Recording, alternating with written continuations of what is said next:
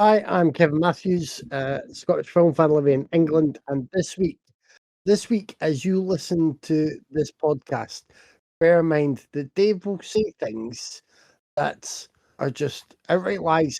They are lies and hyperbolic untruths and more lies, and I will call him on it. So just be patient because he will have his say, and it will be full of lies and wrongness. But then he will be made to not necessarily eat those words, but reconsider them and then still insist he is right. But you know that I'll be scowling at him over the internet. He will get scowled. That's happening.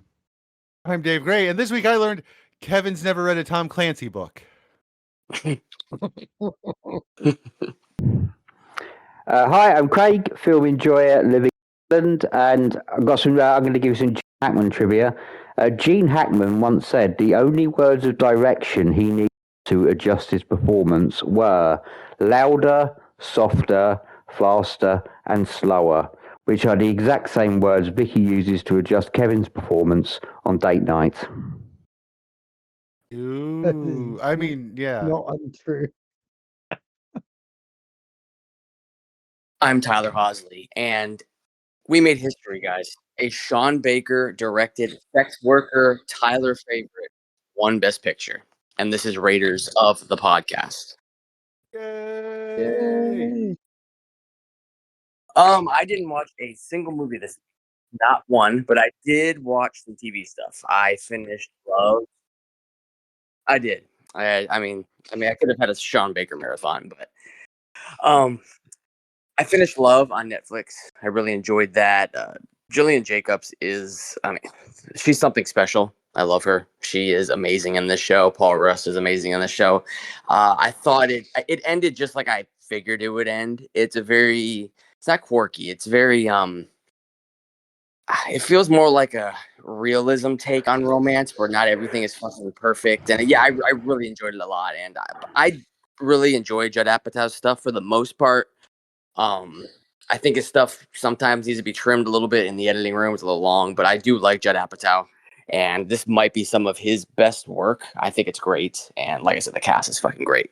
But yeah, if you haven't seen Love, or if you have seen it and you stopped after season 1, keep it going because it's really good. Season 3 is fantastic. So, and besides that, I finished my annual rewatch of Euphoria, which is perfect. So I'm still building up to that Rogue Euphoria special, guys. Maybe when season 3 starts, I'll just throw it on you guys. You never know. You never know when I'm going to spring that on you. But maybe one day. Maybe one day. Maybe one day. And that's me. I did some Hackman homework, just a little bit, just one film I watched. David Mamet's imaginatively titled 2001 heist film, Heist, which I hadn't seen since it came out. And yeah, it's all right. It's solid. Like me and Dave discussed Mamet earlier in the week, and his writing is. I like his writing, but his writing it only really clicks if the setting is right and he has a cast who can wrap their mouths around it. And this is a good one. This is one where it really works out. It's just the right actors for that kind of tough guy bullshit dialogue. You know, it's kind of stupid, but I don't know. It works. And there are a few lines that really click me. Really made me laugh.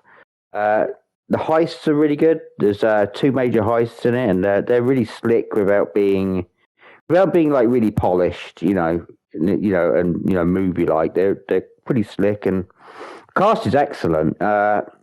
I mean, I love Gene Hackman in this, but I'd have to say, like, the best two performances would be Danny DeVito and Ricky Jay, who I believe is, I know he's an actor or was an actor. He died, hasn't he? I forget. I think so. He was also a magician. Yeah. Yeah, which you can see why he hired for a heist film that would work really nicely. He's really really good in it, and yeah, I like it. It gets convoluted, but it's a heist film, so kind of a little convoluted just tends to be part of the formula. And yeah, I had a good time.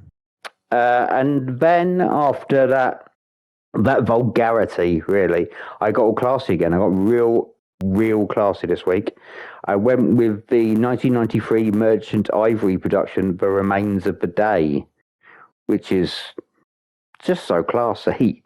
I like that very much. That I unexpectedly so. Like, I would say Anthony Hopkins has never been better. He's fantastic in this. I don't know whether his character is meant to be autistic, or whether he's autistic coded, or whether, like, back in 1993, people would base characters on people they knew without knowing they were autistic. I don't know, but it definitely seems like an autistic character. He's made his life very small and as ordered as possible to cope with it, and it's really heartbreaking, and it's equal parts like heartbreaking and frustrating.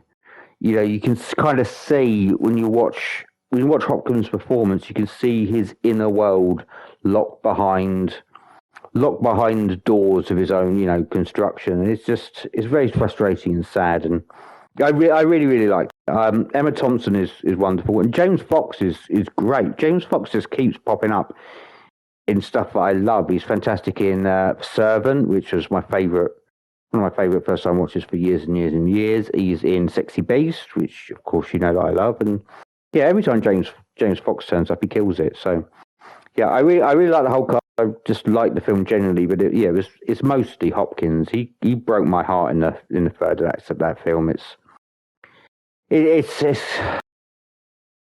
just very sad. I assume everyone's seen that. Yeah. Yep. Yeah. Yep. Everyone likes that. Yeah. Love it. Yeah. Hey. Yeah. Yeah. I know Dave isn't usually a fan of Hopkins, but I think even Dave would admit that Hopkins is very good in this one. Go on, admit it, Dave. Yeah. And then I watched, finish off a week, the most ironically titled movie I think I've ever seen is Martin Scorsese's 1993 period drama, The Age of Innocence, where nobody is innocent and everyone is just so full of shit. It's unbelievable. Like, I wanted to see this after the Heiress because he'd mentioned that had been a bit of an influence on The Age of Innocence, and yeah, I see it. It's just as kind of evil as the Heiress. Like, when people say Scorsese makes mob films, they're wrong and full of shit. But also, this is kind of a mob film because he treats high society as the mob, just far, far more fucking ruthless and nasty. Like, there were multiple scenes in the film that reminded me of Joe Pesci's last scene in Goodfellas. People walking into rooms instead of getting like a 45 to the back of the head, it's cruel whispers and such, and it's really just as brutal. Yeah, I really enjoyed it. Leads are fucking outstanding, but Pfeiffer, Michelle Pfeiffer has never ever been better. She's fantastic in that, and I just feel like she's an underrated actress. She got big roles, but I don't think people ever rated her as an actress. As I just think she's really great. But it's I would say that like the cast are really good. Everything about it is really good, but the production design is like the standout in that film. I've never seen anything like it in my life. I think like the set and prop design in that film it's extraordinary. There's a scene where Daniel Day-Lewis finds what he thinks his little I don't know what you call them. This is what this. I'm going to call it a brolly or a parasol. A parasol. He thinks he finds a parasol, and it's this little ornate carved thing, and he steals a little kiss with it, and it's just this thing is so innate, just intricate. It's just tiny little prop in it for seconds, and it looks absolutely stunning. Just yeah, Marty. I love Marty. Marty's godlike, and we do not deserve him. Just making one costume drama in his entire career and knocking it out the park like that. I love him very much. All seen The Age of Innocence? Yep. We like. Oh yes. Yay. Good stuff. Yeah, that's me for the week. A Hackman and 2 classies. I'm so classy. You are so fucking classy. I, on the other hand, watched the 2023 Chinese neo-noir art film Only the River Flows. I dug it quite a bit. It starts as a neo-noir, but it turns into a character study and comment on so many cultural things in China during the time period it's set. It's shot in 16 millimeter. It has that old timey feel. It's all around pretty fucking great. I know it won't be for like everybody, but you know, I definitely recommend it if it sounds like, if you read the back and it sounds at all interesting. It is worth a go. Especially, I think Craig would dig the shit out of it. Noted. Besides that, somebody came by and they made me watch the 2009 Star Trek movie, which I haven't seen in a long time, and I kind of wish I hadn't seen it again. I like the cast. The rest I don't care for.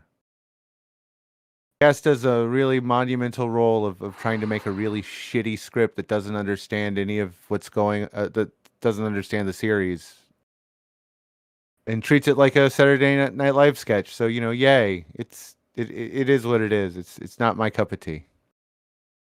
That was it for me. It was a short week. I had other things on my mind. Read a lot. I was surprised that Star Trek Beyond turned out to be the best of those 3. Because who directed that one? Justin Lin. Yeah, that was it. That felt the most Star Trek by miles. Yeah, well, that one also had a screenplay by oh crap, that one had it was a different writer because it was Pegg helped to write that one. He did. It was Simon Pegg and Doug Young. And Doug Young has been around as a writer on TV for a long, long time. He wrote a couple episodes of Mindhunter. Just for, that I know of off the top of my head. Yeah, but Orsi and Abrams just didn't get it, but, whatever. And now that series is dead. They're going to do an origin reboot, because who the fuck, what the fuck is wrong with fucking Paramount? Like, instead of just making solid movies for, well, tight budgets like the old movies were, they just keep making trash trying to turn it into fucking MCU shit. But, whatever. Well, at some point they're going to recast and reboot the Next Generation. Yeah, and it's coming. Yeah, and if they're able to pull off getting I just totally brain farted on his name. See his face, the English guy, and Patrick Stewart. No, not Patrick Stewart. Mad Max, okay. Venom. Hardy. Yeah, Tom Hardy to play Jean-Luc Picard. It'll be the best thing ever. That Nemesis redemption arc. Yeah, that's it. Thinking. That's right. Fuck yeah, because he's the age now. He's now the right age, and it will be fantastic if he's Picard. That would be fucking hilarious. Which accent is he going to go with, though? That's what I want to know. He can just change from scene to scene. It's Tom Hardy. That's what he does now. He hasn't had a consistent accent in over 20 years. What the fuck are you talking about? Just full on Jamaican accent. And just... He doesn't even have a consistent accent in most interviews anymore. I mean, I don't even think he realizes where he is half the time. The people do subtitles will just have one little line ready to show, make it so. He's just like, I don't think that's what he said. He just mumbled for 5 minutes. But the subtitles say, make it so. Like, just go with it. It's Tom Hardy. Nobody knows what he's saying anymore. Why is Picard wearing a mask? Just don't. This version has hair and a respirator mask. Don't ask questions. Just go with it.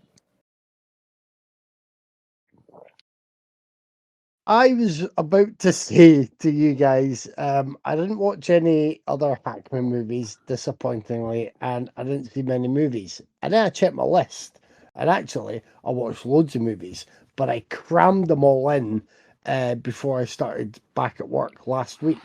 So I genuinely almost forgot how many movies I watched. So I'll rattle through a few of them. I watched 2 on Shudder because I'm planning ahead for my blog. I really enjoyed Outpost, which is kind of small scale film about a woman who's recovering from an incident of abuse and assault, goes to work at this remote outpost, because obviously that's a good thing for people suffering mental duress. But nothing says mental health like isolation. I know. And darkness. Yeah. Nothing. I just want to be alone. It's really good though, and I liked how it escalated, and there were a couple of familiar faces that helped that one. But then I watched Daughter as well, which I went for because Casper Van Dien's in it. I've always had a soft spot for Casper Van Dien ever since he used to answer occasional questions on the IMDb message boards. I was like, yeah, it's really me, Casper Van Dien. You can check this, that, and the other. And we'd talk to people until obviously there were moments when the trolls came out in force, and he was just like, yeah, I'm not like hanging about for this. Daughter is rubbish, and these people capture a woman who they make their daughter because they need company for their son, and there are things going on that you won't care about, and it was just rubbish. It's a shame because I was hoping it would just do like really good with the fairly low budget and the single location pretty much, and having Casper Van Dien as the unhinged father figure, but it did not work for me at all. What really worked for me was one that Craig mentioned a week. I mean, I had an absolute blast with Fight or Flight, Craig. I just, yeah, I loved it. It was ridiculous in all the right ways. I did not expect to wince a couple of times, and Vicky went into a standard mode that is akin to that meme of Nick Cage pointing and going right in the eye, because she really likes the Gru, or seeing a broken bone that will make me pale. Hartnett's great in it. I think the fights were like really crunchy and inventive. And considering, I always think more snap limbs than his entire Steven Seagal collection. Yeah. I always think that films that are set on planes have that inherent like problem to work around, because planes aren't, they're just, not every plane is a TARDIS, even if a film tries to make you think that. But Fight or Flight felt like it felt as if it got enough of the geography to give you an idea of space, and also the fact that space didn't really matter because everybody would be fighting soon enough. I like that. I like the escalation. It was just really good. In contrast to that, as Dave knows, I also finally watched Love Hurts, and I'm saying it's Dave knows because I think I feel similarly to Dave, although he might have been a bit nicer to it. But I mean, I really wanted to like that more than I did, and I didn't like. Dave, did you think all the fights were just pretty samey in that? I mean, I really did. I especially for some of the characters, like the Raven guy. That's a neat idea, but then all of his fights were just the same 2 or 3 bits recycled. I enjoyed a lot of the fight scenes, but yeah, there is a bit. And how do you get that straw to do that? I can't even get it to go through fucking plastic it's designed to go through. I just didn't. I don't remember that Craven guy. I did like the blades from the where they came from and joined together into one big blade. But I really wanted to like it more. It seemed like there was always the same moves from Ki Hoi Kwan, who's doing the spin around to take people down and then just knocking them about. And yeah, I mean, there's at least one strand or subplot that doesn't work at all. That thing with them, they're named Leo Tipton and the big guy. Just that was awful. Never worked. Although I almost gave it bonus points back for a lovely scene in which Sean Astin really turned up. To there's a small role here. We get one scene where it's really good stuff. I was like, yeah, Goonies never say die. That's it. Their time. They're banding together, and I really enjoyed that. So there was stuff in there to like, but unfortunately, not enough. I watched A Complete Unknown, and I really liked it. I was surprised at how much I liked it, and I thought Timothy Chalamet was really good in that role. I am coming at it as a fairly like Bob Dylan's not unknown to me, but I wouldn't say I'm a huge fan, and I probably don't know any of the deep cuts. Somewhere Anna just gasped. I know. I know of the sort of the famous moment that this has in the film, but I didn't know the context around it and stuff. Well, as they put it in the film, it's really good. And what's also really good is now I can't remember the other cast members, unfortunately, but there's someone playing Joan Baez who does a great job. There is it might be Elle Fanning who is playing a partner of Dylan for a while. She does a great job, and Ed Norton is pretty fantastic as Pete Seeger. In a way that made me remember that I like Ed Norton when he's not being this crazed controlling actor who wants to redo the entire script and then just piss everyone off. Like he's really good. So I liked it. What I really didn't like was Presence. Did you guys see Presence yet? I did. I love the first 2/3, and then the final third was a complete disaster. An unbelievable disaster. I almost did, but then Craig told me that the final third was an unbelievable disaster, so I stopped myself. It truly is disastrous. I mean, I'm imagining Tyler has already jizzed over it. And would you dedicate a large part of the final third of your ghost film to some guy going on about cling film for ages and ages? I wouldn't even do that if the ghost was the ghost of some special events buffet impresario. So no. Tyler, you're back. Did you jizz over Presence? I haven't seen Presence yet, but I love Soderbergh, so I am down to watch it. But I've heard mixed things. I just liked it entirely. The gimmick didn't work for me at all. Another one where the gimmick didn't work for me, and I hate to say it, but have either of you? I keep saying either of you. Have any of you watched Nickel Boys yet? I have not. Not yet. Nope. Right. I have a big problem with Nickel Boys in in that choice. It is a gimmick. So I heard about it, and I heard about this story being told in what apparently is a first person perspective, and that takes you closer to what's going on and closer to how the characters are, and gets you really involved. It doesn't, for me, it doesn't work at all. That kind of the subject matter that it's exploring, I think you feel further removed from it when, well, let's face it, first person perspective now feels like video game style. That's what it is. And that undermines that.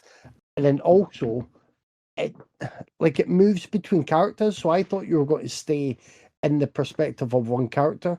And that's not the case, unless I got really confused. But you see, you go to different people for different encounters.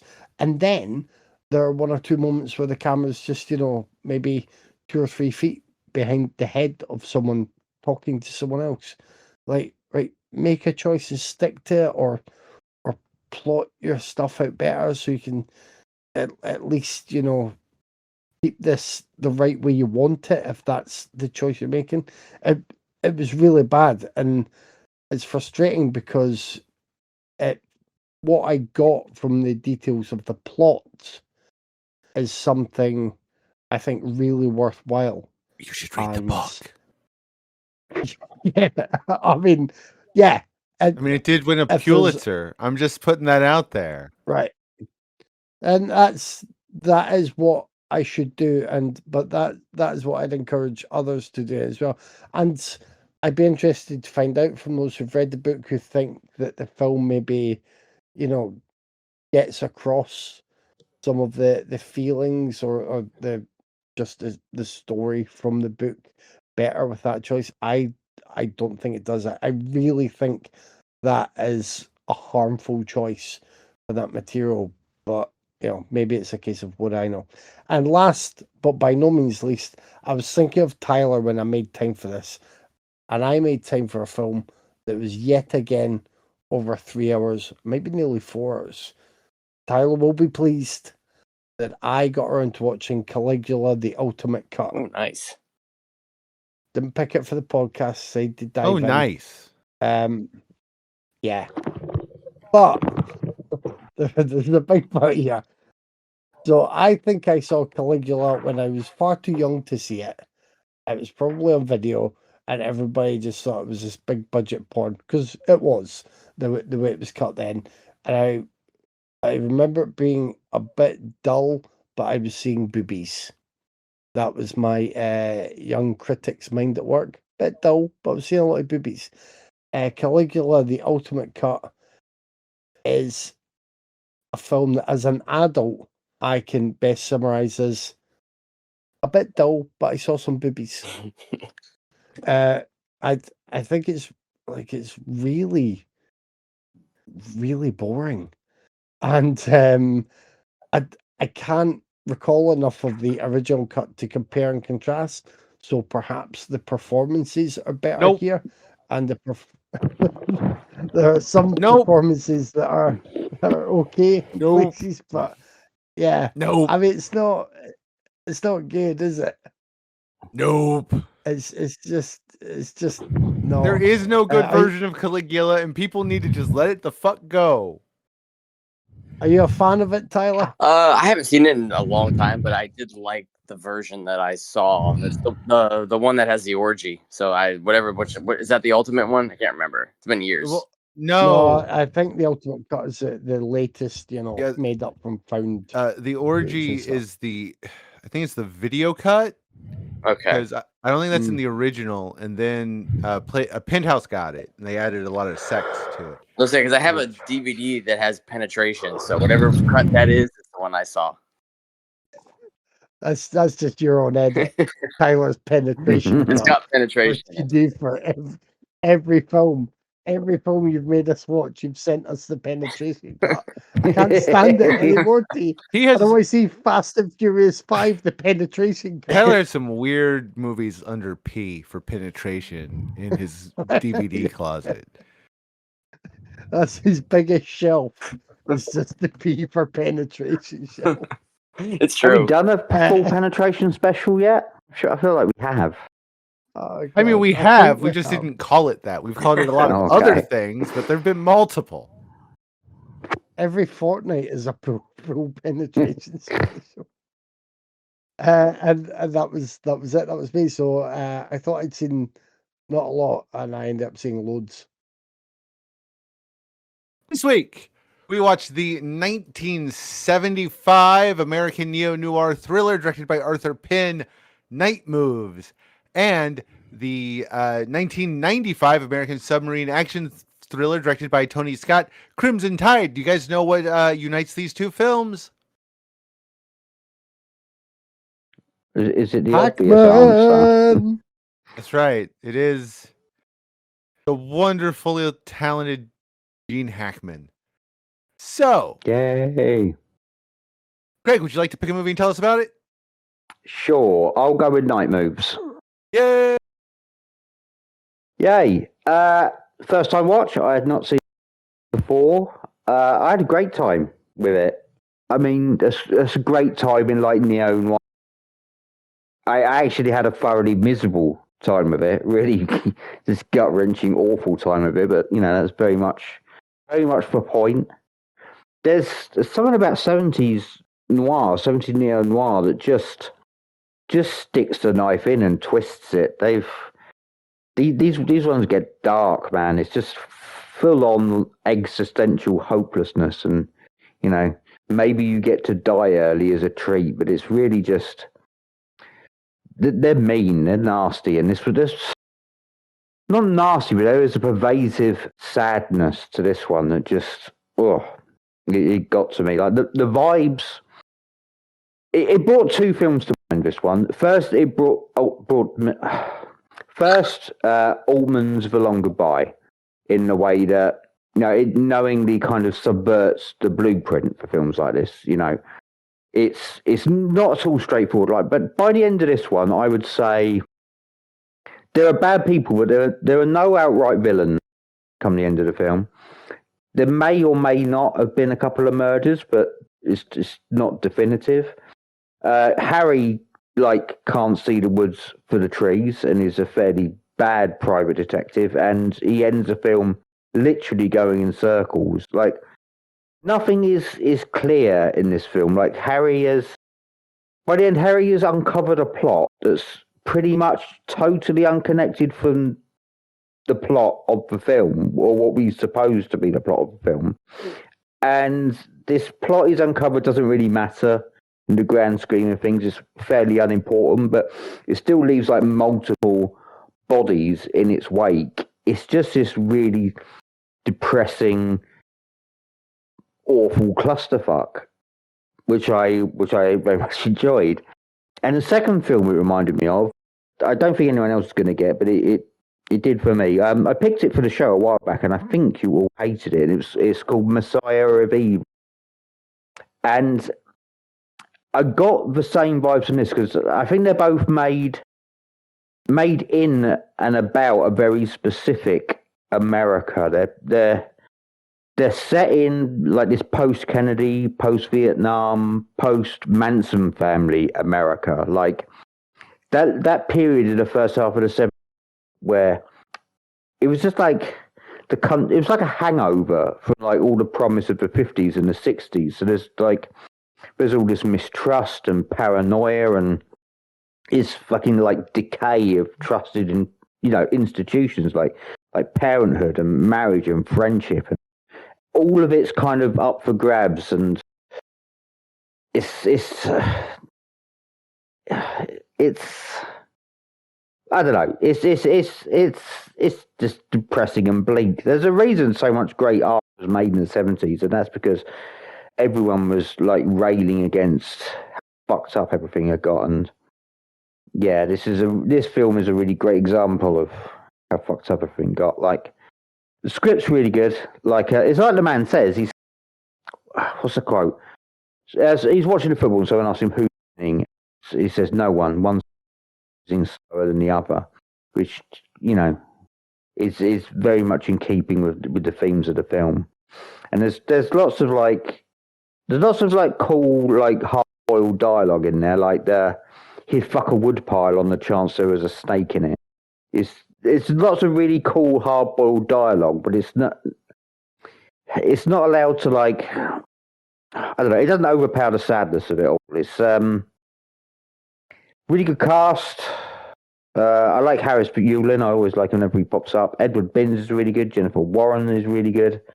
They're all just kind of like, all the characters in this are just kind of soaked in regret and just dealing with it in different unhealthy ways. No one's really coping. That's the thing about this. No one's coping. Everyone's falling apart.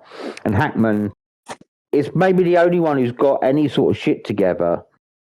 But like, he's as certain about things and yet as unsure and I've ever seen him. Like, he's the only character in the film who doesn't realise how fucked up things are, and he doesn't seem to realise that, you know, it's kind of all over until you see that incredible shot from the glass bottom boat, which is just the most haunting fucking shot. Like, one of the most haunting shots I've ever seen. Like, I've never known a filmmaker like so distinctly sum up a film's theme one horrifying shot Penn does here. It is one of the most perfect shots I've ever seen in my. Just a perfect way to close this film. I wish it didn't resonate powerfully as it does today still, but with things going on the way that they are, it resonates extra hard, and it's just a great fucking movie. It's just a great depressing movie, and hopefully the least I hope for is, with all this going on today, we can hopefully there's be some great art that comes out of it, at least, like there was here. Yeah, I'd seen this before, and I'd seen it kind of recently before. I think it bought digitally when it was going cheap, and it had been a blind spot for me for a long time. So it's one that I just, I knew I had to get around to, and I'm glad I did. I rate this. Like, I rate this as a perfect film. For me, it's a 10 out of 10 movie. It's as Craig said, it has that. It just has that tone, that kind of steeped in nihilism vibe, but also with a cool edge that helps carry along. Mainly because it's Hackman in the main role, and the plot as well, sort of constructed as well. It's not just put together with the focus on leaving you on a downer. It's put together with the focus on the case, on the mystery, and as you know, it all happens to be leading towards a downer, because that's what you get with neo-noirs. I think Hackman's great here. If there's one slight, not necessarily flaw, but one slight thing I observed this time as a little bit that I'd rather change, it's that, if you have someone who's a hero or anti-hero and you want them to have a bit more leeway, then the easiest thing to do is let them sort of discover betrayal, or let them be heartbroken and despondent for a while or something, and to give Hackman that path through the film, so that he can still do his private investigating and have the potential for ooey, maybe sexy times with other people around, but maybe not, because he's a man with a strong moral compass, but maybe because someone else has spun his needle right round. I just, yeah, I don't really appreciate that aspect as much as the other stuff. Although, again, like Craig, I do like seeing Harris Yulin and stuff, and he's good in the few scenes he gets here. I like all of the cast, young Melanie Griffith, James Woods being a potential hoodlum. Jennifer Warren is really good as well. And I can't remember who plays his wife. Is that Susan Clark? Not sure. I think so. I've written the names down. I had Janet Yeah, Ward. no, and it Susan is Clark. Susan I Clark. think Janet Ward Yeah. is the actress. Yeah, Yeah. it is. Like, yeah, it's like everyone. I didn't write his name down, but the guy who plays the douchey stuntman guy is so great for being an immediate douche as soon as you see him. Like you want him to be embroiled in the whole scheme because you want him taken down by Hackman or anybody in passing at some point. So yeah, this is a really good one. I will say, like, when people think of Arthur Penn movies, they maybe think of this first and or Bonnie and Clyde. But I would highly recommend The Chase, which I saw a while ago. That was a few years before this one. Has Marlon Brando in it. It's good. And then when we were doing this, and I was checking his filmography to see what else I'd seen, I noticed in 1965 he directed a film called Mickey One. So a number of installments later, we've got Mickey 17. So that's a nice thematic connection to the big latest release. Nice one, Dave. Did you plan that? Did you plan your Arthur Penn Bong Joon-ho connection? No, I've read the book Mickey Oh. 17 is based on, so I'm going to skip that movie. I'm sure the movie will be better than the book, to be fair. Well, I've heard mixed reports so far. Well, it'd be hard not to be better than the book. The book is just kind of crap. But he also Yeah, directed that's why I Alice's didn't Restaurant, read it. which we've covered. Have we? Yeah, Is that not the one that you watch every Thanksgiving? Thanksgiving, and we have covered it. Yeah, it's been a while though, but yeah, Have we? Have we? we though? have. Yes. Have we? I could say that I haven't Guys, watched it, but that just means it's that doesn't prove anything. I'm leaning towards more going Kevin because I don't remember watching it either for here, but I could be wrong.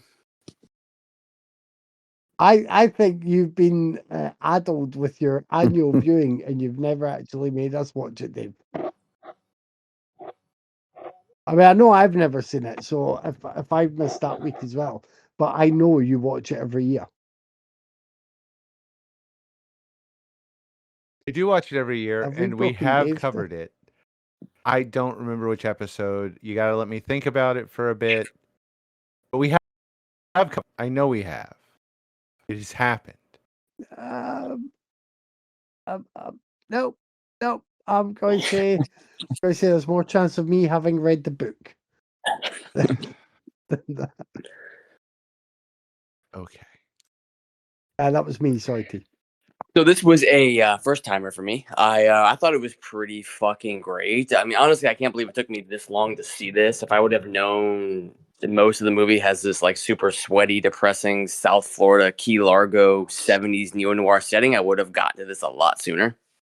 I love Florida set films for reasons, and I adore the atmosphere of this entire movie. But yeah, looking back at like Arthur Penn's work, dude was actually like a fucking legend. I mean, Bonnie and Clyde is a masterpiece. I really like Dead of Winter, Target, which is another excellent Hackman performance. If you guys haven't seen Target, check it out. It's really good. But yeah, Penn made some banger shit, and the direction here is rock solid. Just Hackman is, I mean, he's fucking great in this. I mean, entire cast brings it though. I mean, Jennifer Warren, Edward Binns, Susan Clark. I mean, they're all great. It's paced really well. It may be slower to some, but I love that 70s pacing. It has that perfect 1970s neo-noir pacing. It's great. I also love how bleak this film is with the topic of relationships and marriage. I mean, it's pretty damn bleak overall with all its themes, but man, this movie hates marriage. But at the end of the day, Hackman's character, I mean, he really isn't a good private detective. He's not a good husband. It's just a really hopeless movie in the most 1970s way possible, which is why I love 1970s cinema. And but yeah, this was great. And I'm glad I finally got to sit down and watch this one, because this one actually like blew me away. And it's one of the few Hackman movies I hadn't seen yet. So good stuff. So, this movie, in a very early scene, Hackman's character, Harry's wife, Ellen, goes to watch an Eric Romer film called My Night at Maud's, which is actually, the two movies actually kind of mirror each other in quite a few ways, which is kind of a fun little nod, because Penn was a huge Romer fan, even if Harry himself is not. Because the movie My Night at Maud's is like a good half of it is about a man and a woman discussing their lives and if it's true or not, and the lead up to maybe Dillions. I'm not going to spoil it for you, but you should check out My Night at Maud's as an interesting parallel and bookend to Night Moves. I love Night Moves. It is. I've said this before, because again, I've made you watch some in this decade of neo-noirs. It's not Chinatown or The Long Goodbye, but it is definitely up there. It's incredibly well made. The whole cast is excellent. It's probably, for me, I think it's one of Hackman's best performances. Harry Moseby is such an interesting character, and just the worst poor schlub asshole you can ever deal with. And it's a blast. And when it all comes together nicely. The rest of the cast is pretty solid. I believe it's Melanie Griffith's first role. She's actually one of the reasons why it kind of sat quietly on a shelf for a couple years, because when they filmed it, Melanie was a little too young for some things. And so it had to go away for a little while. This is an early James Woods performance. He's not in it much, but he's really good. John Crawford is excellent. Susan Clark is great. She's maybe a little underused. But the cast is fantastic. The mystery is well structured and well thought out. It's incredibly well shot, especially in the last couple scenes. There's some really good bits. It is an incredible detective mystery in the Ross McDonald mold. It is just it's fantastic, and I don't think it gets enough credit these days. I think it very much gets overlooked quite a bit. But it's definitely one worth digging up.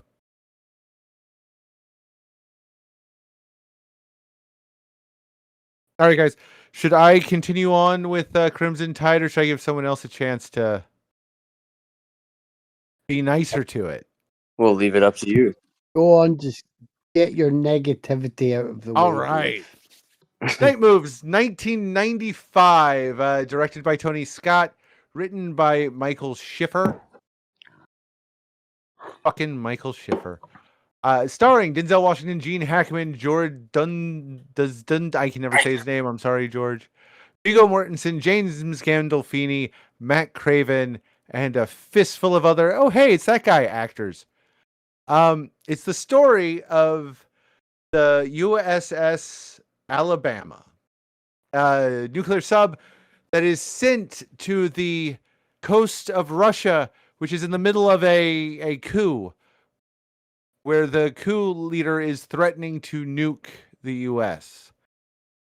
As they get in range,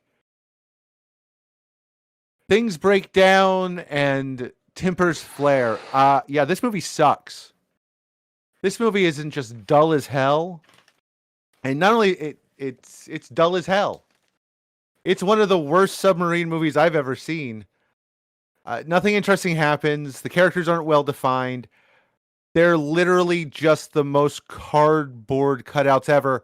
There's how many? There's 4 mutinies by the end of this fucking movie. They didn't bother to learn anything about the boats in the movie because the 2 subs that appear both spend most of the film at depths that would destroy them. They didn't bother to learn how the launch for nukes actually works. That'd be fine if it was like an interesting drama, but it's not an interesting drama because these are non-characters. And then the ending is some of the most limp bullshit ever put to film. Just some both sides wanky trash. Now, to be fair, the cast does as well as anyone can. Denzel and Hackman do some amazing fucking heavy lifting with this movie. Viggo Mortensen has a couple good moments. James Gandolfini is terrible in it. He's bad. His character is bad. He's just a scene-chewing F-grade villain that should have been removed in the first fucking draft edit. Especially because he's a fucking supply officer. Nobody's following a fucking supply officer on a fucking mutiny. It's just dumb trash. And it's a shame because there's a neat idea. And the story that inspired it is what happened in during I'm having a brain fart. The Cuban Missile Crisis. A Russian sub almost fired on the US, a Russian B-59. But the second in command, whose name was Vasily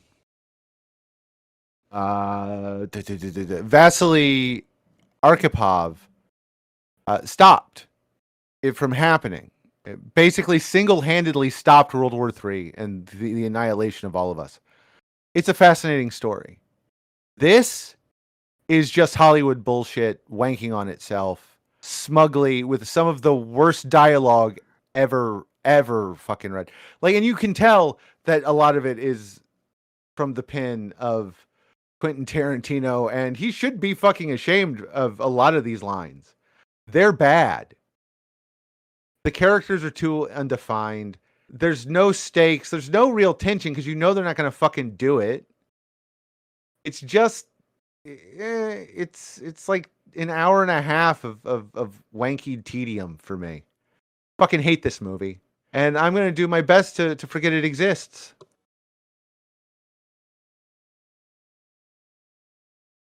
I'd just like to step in at this time to remind listeners of the message I delivered at the start of the podcast. Except I'm absolutely correct. And nothing you say is going to change my mind. Oh, by the way, if you please just be patient, a rebuttal will be along in a few moments. Just a note. They do constantly refer to Zulu time, and for those that do not know, Zulu time is universal coordinated time, which is Greenwich Mean Time. And that's me. Watch any other sub movie over this. Even the U571, which is, that's not good either, but it's better than this shit.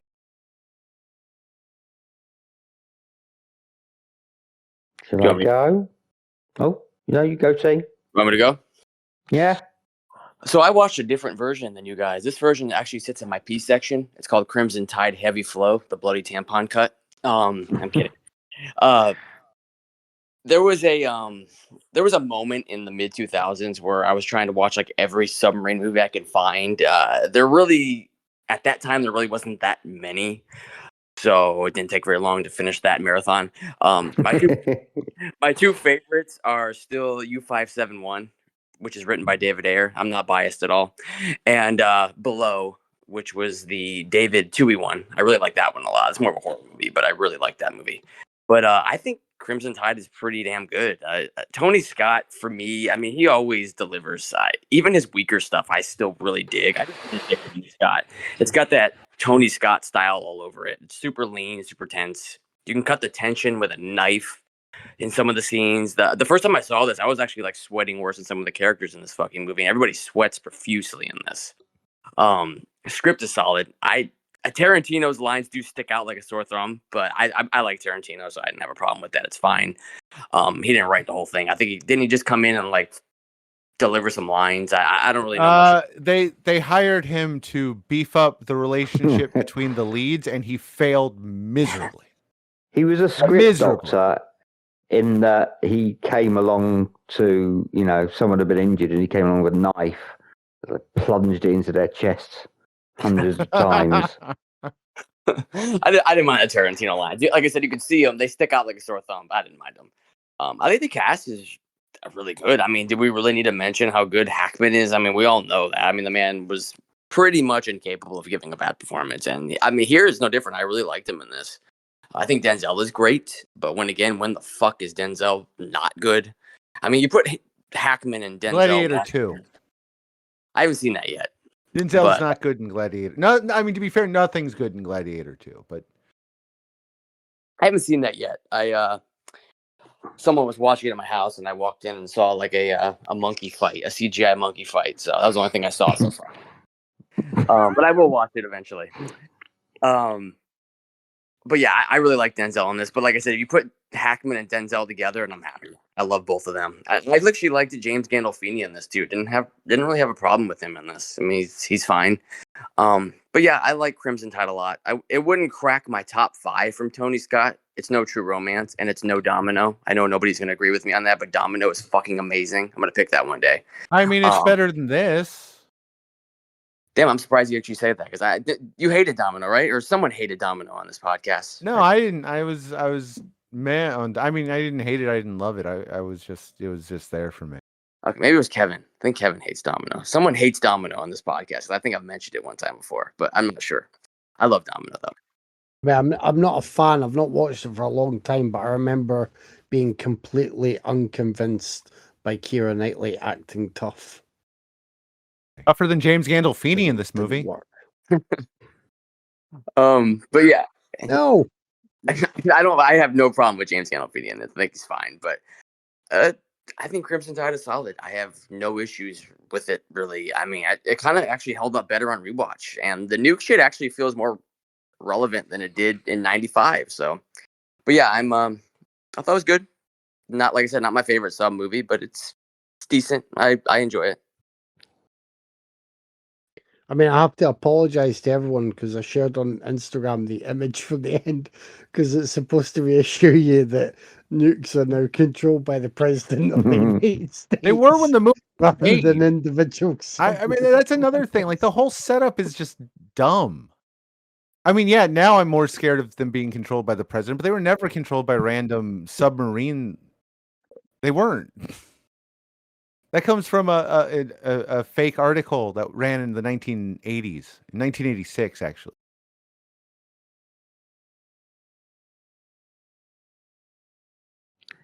Okay. This was another first time watch for me. I'm getting lots of first timers with Gene Hackman this week. I was kind of curious why I hadn't seen it before, because even though it's not really my film, like Hackman and Denzel Washington, like getting into each other's faces for 2 hours, like even if they don't kiss at the end, I'm in. That's pretty irresistible. But upon watching, I kind of got why I hadn't watched it before. Like, my dad would love it. My dad would fucking love this film, and it would get a very concise Caldo-like review. Just good film. That's all you'd have to hear if my dad was a guest on the podcast, but he's not. It's me, so you're going to have to hear a little. And I'm going to go off on a little tangent here. When I was little tiny Craig, which was like one whole Gene Hackman in Night Moves ago, because Gene Hackman was 40 in Night Moves. He was 5 years younger than me. That made me feel sick. God, I cried. I cried when that line had. that was an awful discovery. But one whole Gene Hackman in Night Moves. Me and my dad, we would build models together. We'd build models of tanks and battleships and submarines and so on. And 100% of my enjoyment of those times making models was hanging out with my dad. Like, building models held almost zero interest to me. I didn't give a shit about building models.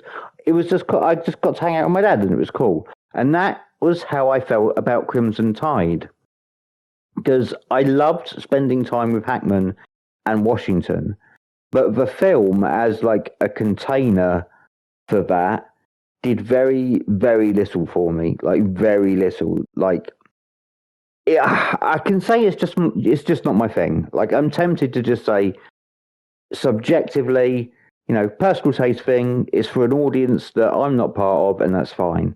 But objectively, I can see how it could have been more my thing. Like Simpson, Bruckheimer are just the wrong people to be involved in something like this. And Tony Scott, who I genuinely love, looked so wrong for this film. Such an awful, awful choice of director for a suspense film, because that's what I believe it's meant to be. It's meant to be a suspense film, and no, because like it is too bombastic by far. Though no pun intended. Like this film needs to be quiet once in a while. Right, you should be able to hear a fucking pin drop. And for most of this film, I wouldn't hear the film's nukes go off. Like it's a suspense film, and I felt like zero suspense in a suspense film. And it's like, because it's Simpson Bruckheimer, the ending is never in any doubt. And because Scott has ADD, like he edits this shit to death. He's got no patience. He can't let a scene play out and build tension, and it is really frustrating. The script is not good. I'm not going to get into Tarantino's like contributions, but they're fucking awful. They're lazy.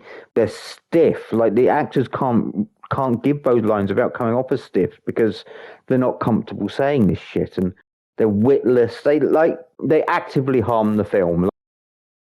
Tarantino wrote and directed an episode of CS at one point. Two characters go into the change room to get changed, and they talk about the Dukes of Hazzard board game for like a full 10 minutes. And it's so dumb. And that's what this is. This is just inserting Tarantino where he does not belong. And it's just fucking awful. What's that line? You don't put on a condom unless you're fuck. It's just such a terrible, terrible line of dialogue. And inaccurate, because I wear 124. I'm wearing one now. Like I'm ready to go at all times. I worked that out long ago. But like the performances are fine. They get me through it. Like Hackman and Washington are perfect, and it's got a fun kind of old Hollywood versus new Hollywood thing. Washington would have been very much new Hollywood. Back then, like their acting styles clash in a way that's beneficial to the film and to the script, but they can still match each other's intensity, and they're really good. Like I think the only truly inspired decision to do with this film it just involved like a Hackman line. Like anything beyond that, turning up and doing the job is, it's. I really Gandolfini. I'm someone who adores James Gandolfini, and he's awful. Like it's like he's playing Bluto in a Popeye adaptation. Like it does not. Oh, I love you, James Gandolfini. We all drop a clagger now and then.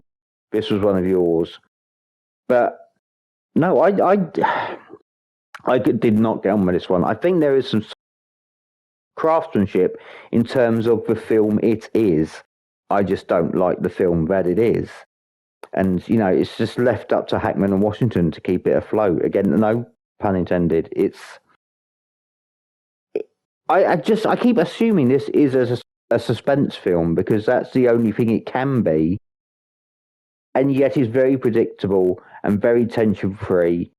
And it's a bad suspense film. It's as bad a suspense film as you could make because there is no suspense. So, some of it's well made, and I like Hackman and Washington, but this film doesn't work. Doesn't work for me. Not a fan.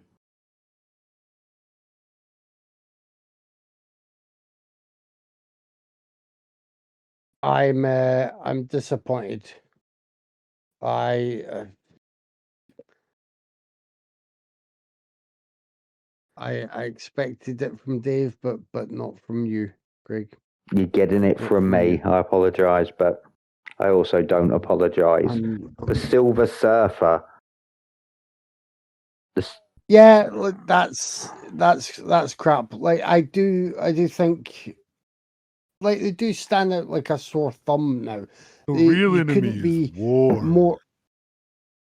You couldn't be more clear that Tarantino wrote some of this, unless Hackman and Denzel and co were all just sitting around wiggling their toes for 10 minutes in a scene where they were barefoot before splashing through the submarine. That would be the only way you can make it more obvious. The Silver Surfer conversation's crap. The Star Trek thing doesn't feel right. Like that, I would never say, "Oh, this is a consistently brilliant movie," and there are no clangers, because there are. I also agree for Gandolfini. I don't think this is a good role for him. I think he's fine, but he's given the role of a gurning, grinning heavy who's got to be on someone's side when it comes to squabbling and mutinies. So it's not good for him. Viggo Mortensen does better. George Zunza does good, and I like the fact that you have the likes of Steve Zahn. I think Ryan Philippe is there in a small role, very very tiny, and yeah, the different faces that you see, I enjoy. But like it's all about Hackman and Washington, really. I always forget there's actually standard submarine movie stuff in this.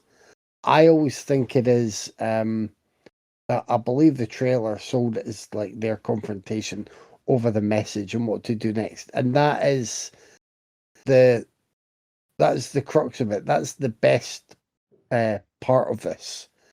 But you also get the standard submarine stuff, with the Russian sub, the hunter killer, going about, which I think is quite well done.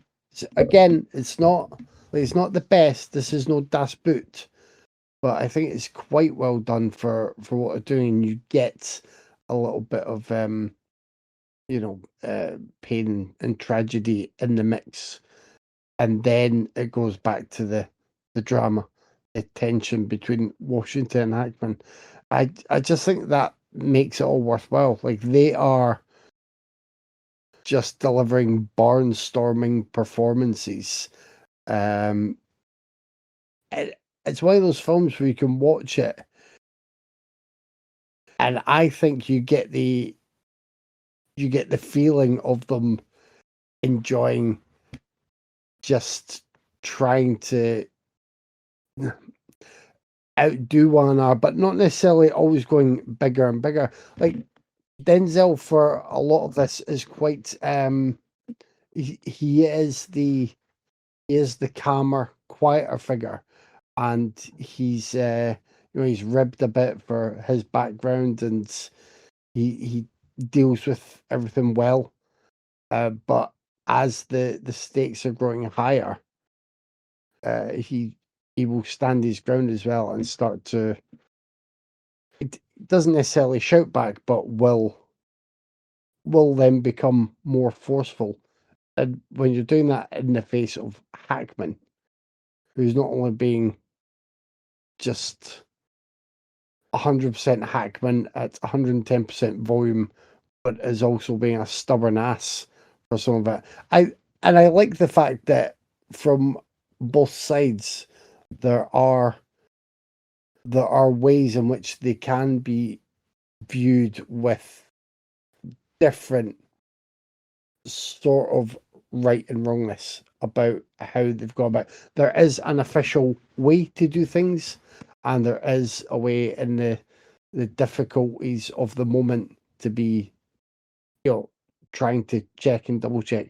I like that. It does maybe feel like a slight cop out at the end. I get that, but I just like that as something to present to a viewer, and say to them, here's a thing, look around it, see what you think from this angle, see what you think from this angle, where would you stand? I think it's definitely more interesting and well cared for than it had to be for this level of something that's aiming to be blockbuster thriller entertainment. I think it's all shot well. I really like the Hans Zimmer music. I think it's pretty good in keeping you abreast of who is where and what's going on. I really like it. I've not watched it for a long time, and it's not one I would rush to rewatch, but I think it's a fun sub movie. I think it tries to put together enough to make it feel as realistic as it needs to be for the scenario being put forward.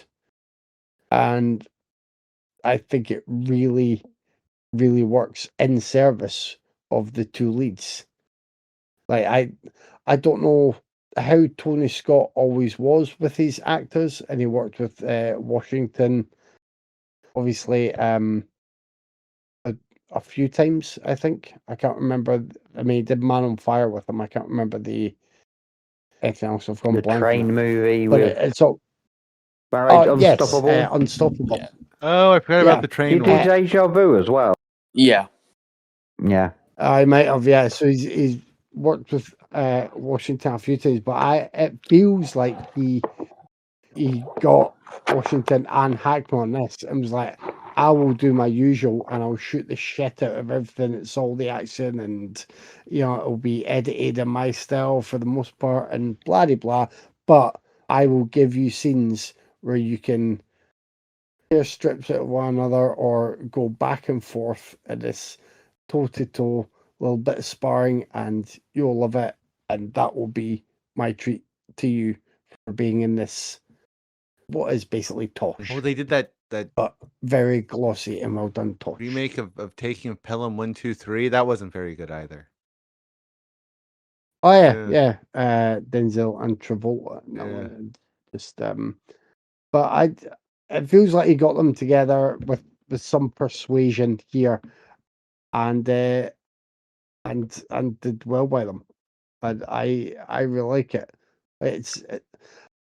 I know that you saw loads of inaccuracies from the start, Dave, but I'm not saying, oh no, you should watch this and switch your brain off. I'm just saying for this film, I think they've done enough to make it seem viable in what they're presenting, and the only bits that seem less viable are when people start uttering what is clearly Tarantino dialogue in a submarine. That's what it feels like to me. Those are the bits where I'm like, oh, I'm getting really taken out of this now. It's not the other stuff, probably because I know sweet FA about submarines and the submarine life. But yeah, I think it's great, and it is the actors showcase that I want it to be for those two.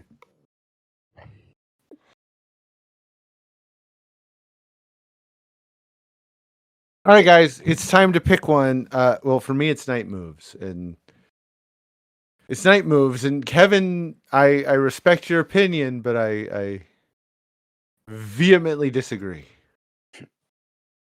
Night Moves. That's fine. The listeners will have heard the rebuttal and will know that you're wrong.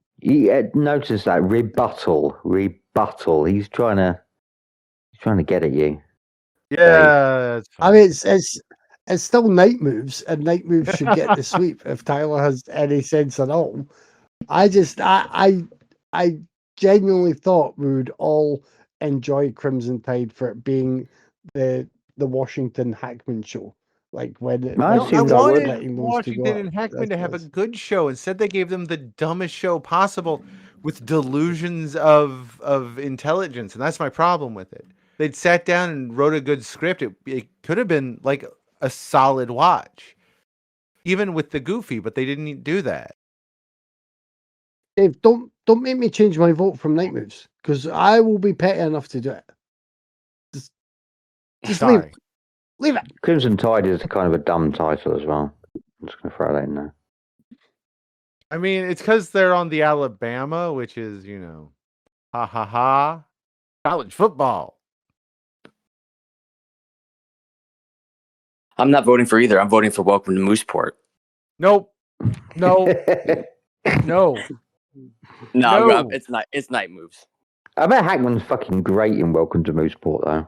He is actually. That movie's actually not the worst thing ever. That movie broke him. He walked off the set and retired forever. He's still not bad at it, though. You can tell. I mean, He's still Gene Hackman, but he woke up one morning when I'm working with Everybody Loves Raymond on this piece of shit. What the fuck am I doing? And he stopped. They made him stop. And Ray Romano never apologized to us for it. So, fuck him. It's kind of odd to me that nowadays people have that that joke thing, but about you going about your life and then someone yells cut and you turn around and you're Gary Oldman. That's how good he is. I'm like, no, Gary Oldman's Gary Oldman in quite a lot of roles. Those things, yeah. I would believe if somebody yelled cut and I was suddenly Gene Hackman, then I wouldn't be surprised, but I'd be like, oh fuck, Hackman has been me. I am Hackman. This is amazing. Oh, Gene, you wag. And I would totally accept that more than Gary Oldman. Yeah, well, I mean that's true. Yeah, good point. Next week, do either of you have your special pick ready? yes, Oh, yes. I have both. Ooh, Craig, whose would you like to hear? Might as well hear Tyler's, because Tyler's he's got to tell us his pick for next week as well. So get them both out of him. Kevin, why don't you tell us your pick for next week first? No, that's me. Me and Tyler now. Right, you guys switched. I'm sorry. I'm so used to it. Like I am just. It's going to take me like a month to remember we switched. I totally forgot. That's okay. You've been through a lot today. I have been. Why did I feel like I was just telling my dad there it was a rare night when I had no homework? So I was like, no. Look, I am running on 0 sleep and massive anal trauma. So you gotta bear with me here, guys. Oh please, like that's not us most weeks. Yeah, that's a good point. Yeah, good point. Well, I'm going to go for, coincidentally, I didn't realise this until just now. I'm going for some more teeny tiny Melanie Griffith action. This time, the notorious 1981 animal attack movie Raw.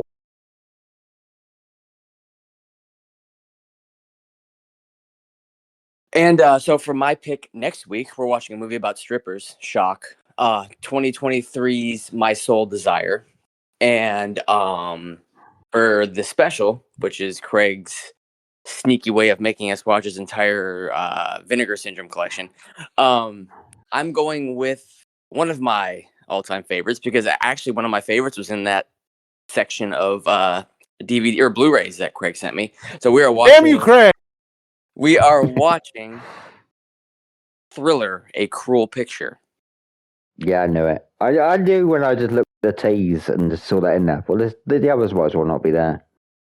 Yeah, I mean, it was close. It was close with Ted Bundy, but Thriller is just a masterpiece. So I'm gonna feel so Tyler with that, because I'm gonna be watching the version with actual penetration. Yes, me too. Yay! Of course. Never doubted you for a second. Nope. Hey, T, you want to give him to business? We're on Instagram, Raiders_of_the_podcast. We're on Facebook, where I sometimes remember to post stuff on Wednesdays, sometimes Thursday, sometimes Friday, sometimes Saturday. We have a YouTube channel where you can like, subscribe, and comment on Kevin's awesome videos weekly. We have a Discord. We have a Blue Sky, and you can always email us at raidersofthepodcast@gmail.com. As always, thanks for listening. Thanks for joining me, guys. go watch Night Moves. It's so good. I'll talk to you next week. Catch you later. Yeah. See ya. Working on the night moves, trying to make some front page driving news. Working on the night moves. Ooh, and it was summertime. Yeah, in the sweet